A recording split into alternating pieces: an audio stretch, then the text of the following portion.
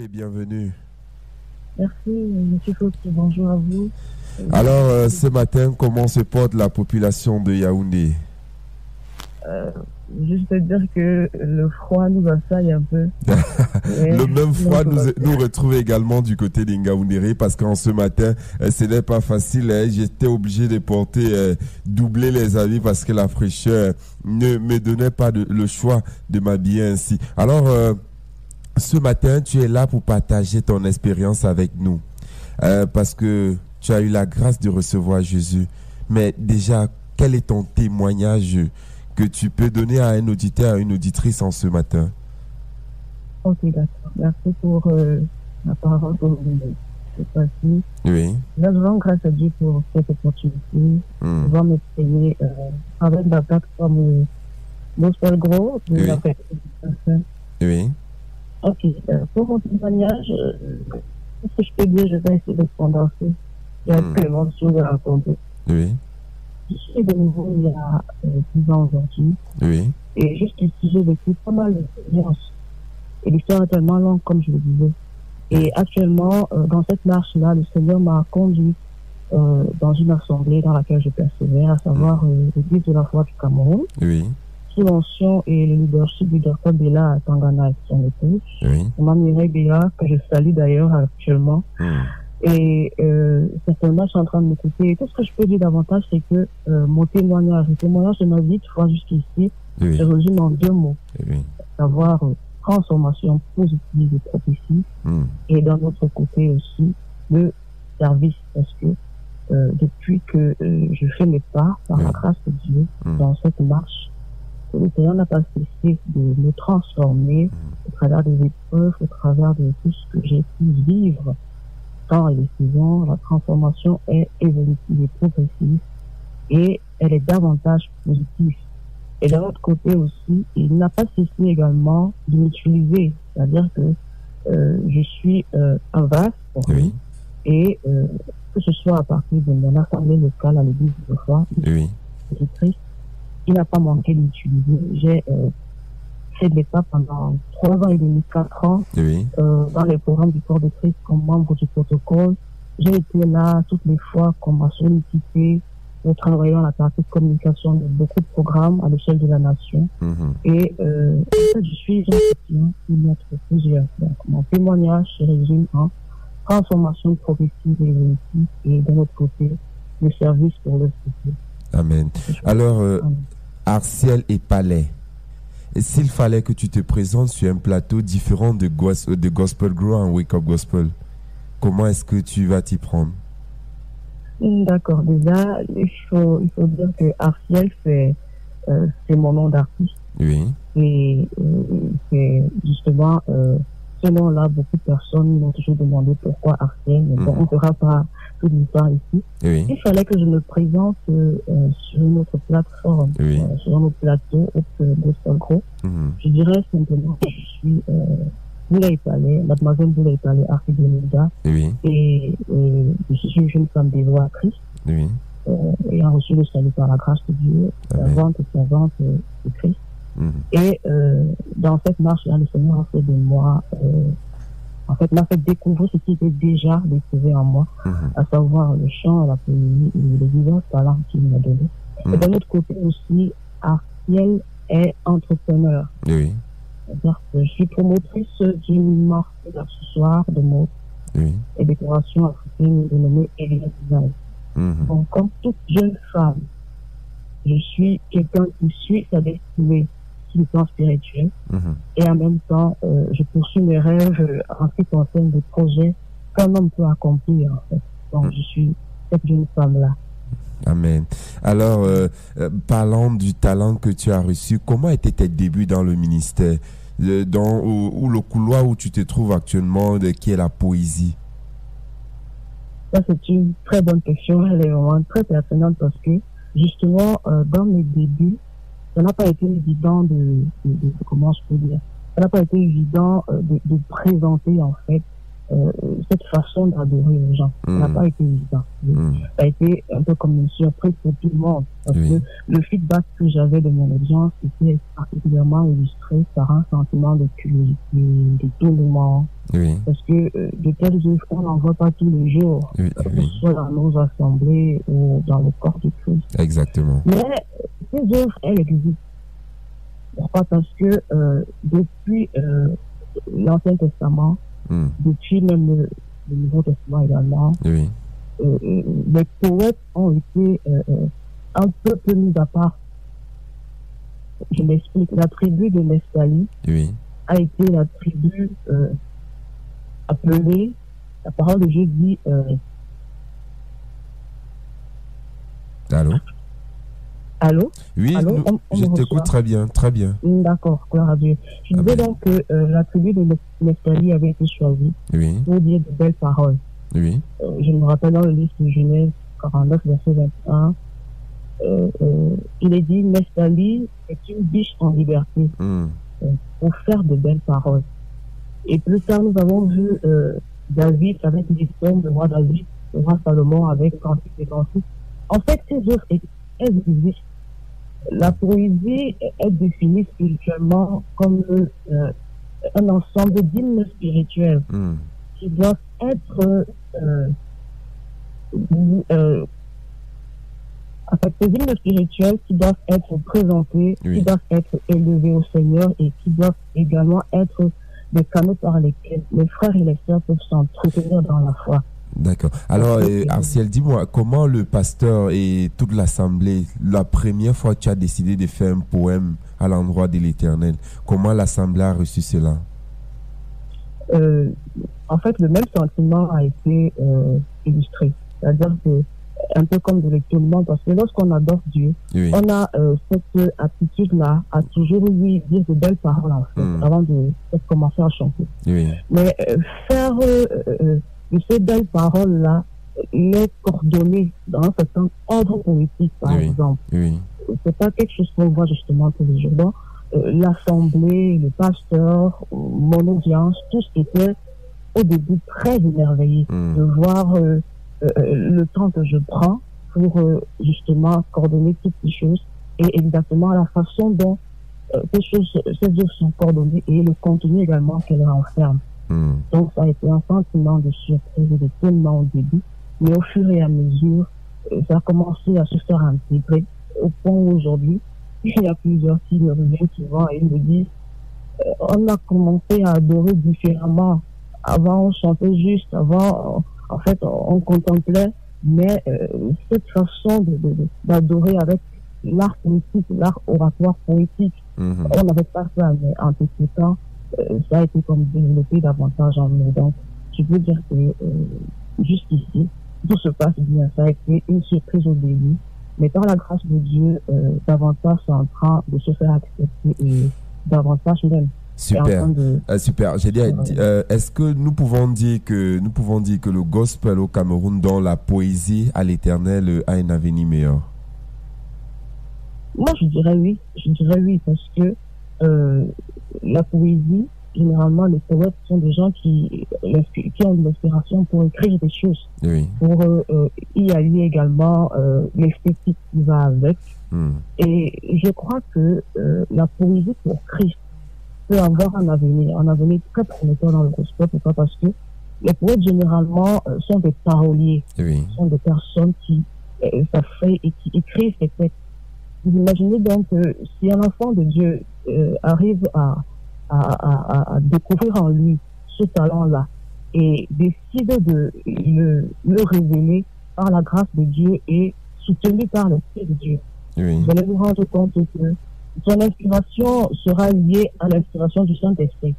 Alors les paroles qu'il va écrire, les chants qu'il va composer pourront davantage aussi être porteurs de beaucoup de révélations et beaucoup de ressources sur le plan divin que le peuple de Dieu peut davantage expérimenter, peut davantage par rapport auquel il peut davantage s'enrichir sur le plan spirituel en termes de connaissances, de prophéties, même des oracles.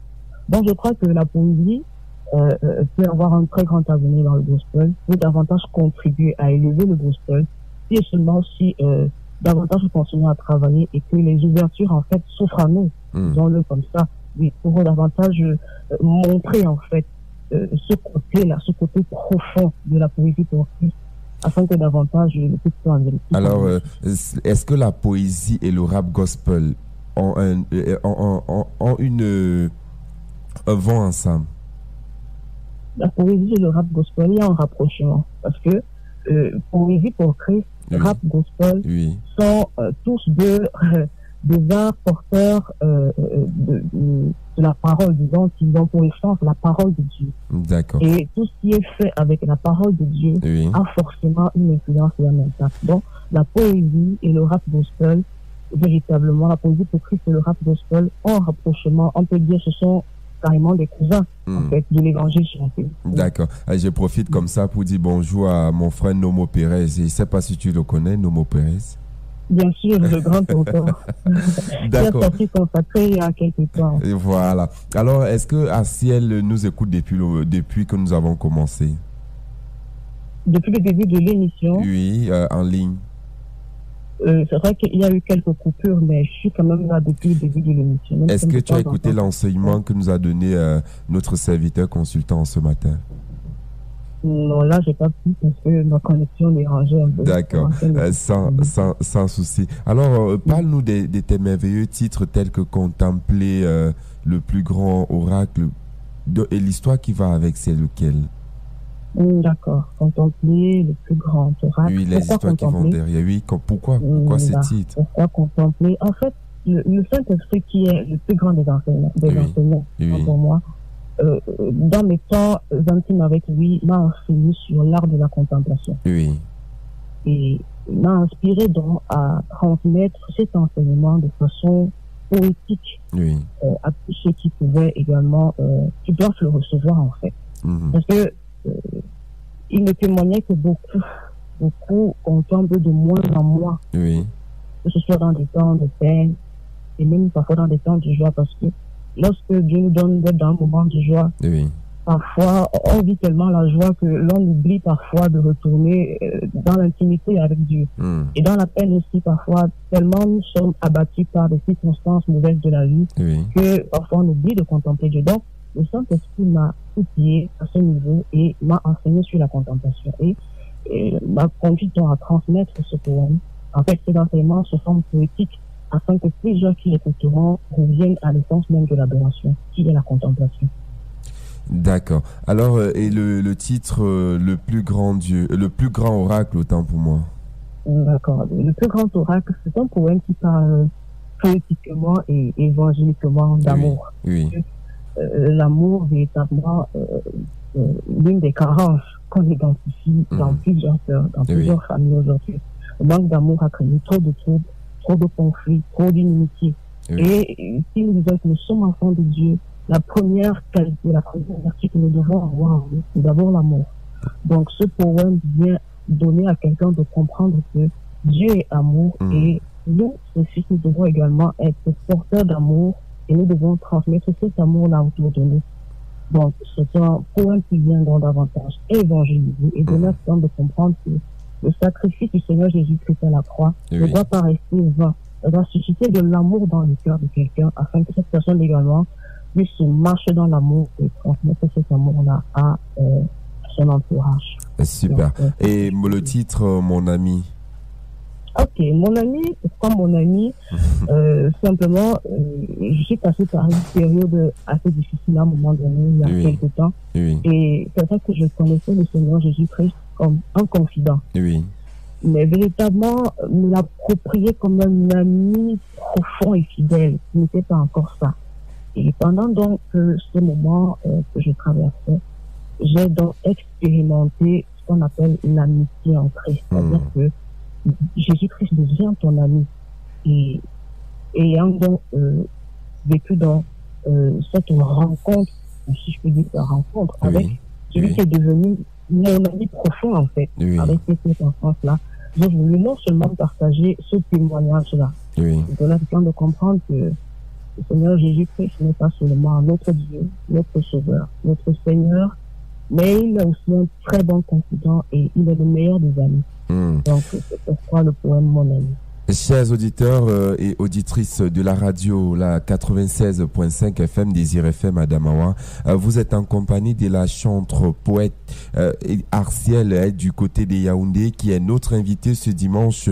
Elle nous parle donc de son expérience avec Jésus et elle parle de comment est-ce que elle conçoit tous ses poèmes et comment l'esprit la permet de mettre tout cela en pratique. Alors Arciel, poétesse, qu'est-ce qui te passionne quand tu rends ministère devant et quand tu vois les bienfaits de l'Éternel dans ta vie?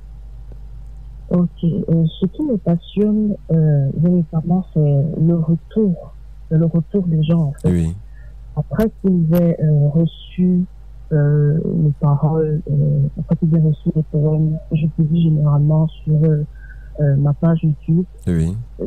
Ce qui me passionne après tout ça, c'est de voir la façon dont ils sont touchés et les témoignages qu'ils me font. Notamment, c'est cette partie-là qui me donne d'avoir du sourire sur le visage parce que j'ai ce sentiment quand même de satisfaction de ce que j'ai pu contribuer à aider un frère, à aider une sœur, d'une manière ou d'une autre, soit dans un processus de restauration, soit peut-être dans un processus de compréhension d'un type de choses qui ont trouvé leur profondeur, par exemple, dans les poèmes, selon les thèmes que j'aborde, bien sûr. Donc, c'est véritablement un sentiment de satisfaction. Et je crois que davantage ce sera ainsi, parce que la motivation, c'est d'abord d'aider, à restaurer. En fait, c'est un peu ça. Alors, Arciel, nous allons prendre 1 minute pour t'écouter en acapella, chose de bénir également les auditeurs des Désir FM en ce matin. Je peux prendre n'importe quel titre. Bien sûr, bien sûr.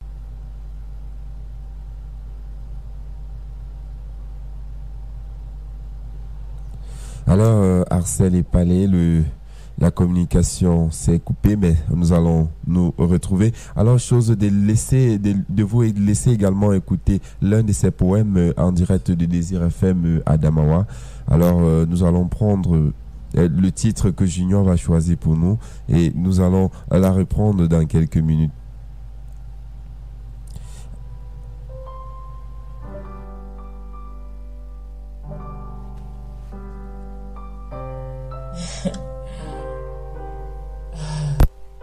Contemplation, la passion de mon âme, tout en culte dans une seule action. La contemplation, le nerf de l'adoration. Je contemple ta création faite en 6 jours et je m'imagine la lueur de la splendeur du Dieu invisible que tu es, éternel. Contempler ta majesté produit en moi un cœur brisé et incliné devant ta souveraineté. Sur le bois des condamnés, tu acceptas l'iniquité, venant de l'homme que tu avais créé pour te glorifier. Tu obliteras le secours de ton armée, tu enduras la douleur des clous et des épines lorsqu'ils te pénétrèrent jusqu'à la racine. À la place de celui qui pouvait maudire, tu finis par dire « Tout est accompli ». Miséricorde inqualifiable, amour insondable, vérité immuable. L'homme que tu avais créé pour t'adorer, qui s'était prosterné devant les Astartés, et par la main duquel tu fus crucifié, est finalement devenu celui pour lequel tu t'es donné et celui que tu as sauvé par ta grâce. Ô Seigneur Jésus-Christ, comment ne pas te magnifier? Ton sang versé ôta mon péché pour me libérer de ma grande captivité. Ta mort a résolu l'énigme du voyage de la loi pour la grâce, l'énigme de la condamnation pour la rédemption. Jadis égaré, tu m'as ramené à notre intimité, naguère éprouvé par la vanité, mais aujourd'hui revigoré par ton intarissable bonté. Alors prosterné, je salmodie ton immense fidélité. Ta présence est douce, tel un rayon de miel, Dans ta présence, j'ai accès aux merveilles de ton esprit. Elle est riche en bénédictions. Dans ta présence, mon ego exprime son allégeance. Dans ta présence, mes forces se muent en silence. Ma fierté complètement... Dans vos délicates oreilles, chers auditeurs et auditrices de Désir FM, la poète Arciel dans nos délicates oreilles. Elle est également notre invitée. Elle est de l'autre côté des Yaoundé. Elle est de l'autre côté du bout du fil, du côté des Yaoundé. Alors Arciel, bienvenue à nouveau.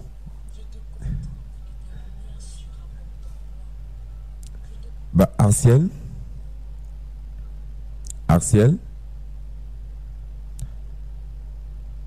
le réseau ne nous permet pas de communiquer promptement. Oui, Arciel, rebonjour. Oh, bonjour encore. Le réseau nous permet, essaye de jouer des tours, mais ça va aller par la grâce de Dieu. Amen. Alors, nous étions en train de prendre un moment, 1 minute en a cappella dans l'un de tes titres à ton choix. D'accord, ok. Vu que chaque jour est un jour nouveau, et comme je le disais tantôt, oui, c'est la Pentecôte. Oui. Alors, je veux faire quelque chose de nouveau. D'accord.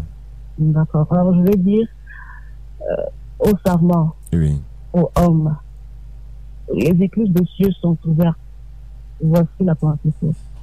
Voici l'apothéose. Comme il y en a qui l'ont en plein été, que le Saint-Esprit fasse son entrée dans les cœurs à rafraîchir. Comme en automne en plein hiver, que l'apothéose promise vienne rallumer en nous la sainte flamme. Comme une biche qui souffle, comme un ouragan qui se déploie, comme une douceur qui nous enlace, comme une force qui nous anime. Esprit de Dieu, prends ta place au milieu de tout sarment et règne. Saint-Esprit, lumière qui nous conduit dans toute la vérité, puissance qui nous revigore et nous embrasse, monte de Vissus qui fait de nous des arcs et des épîtres vivants. Ô sarment, ô homme, et Fata, ouvre-toi à côté au sarment dans le sang, reconnecte-toi aux sept et portes du fruit.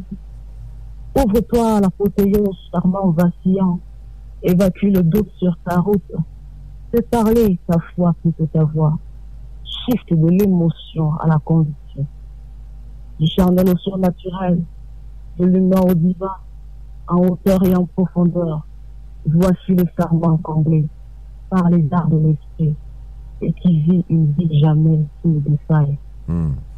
Ô sarment, ô homme, voici la Pentecôte, voici le temps de rafraîchissement.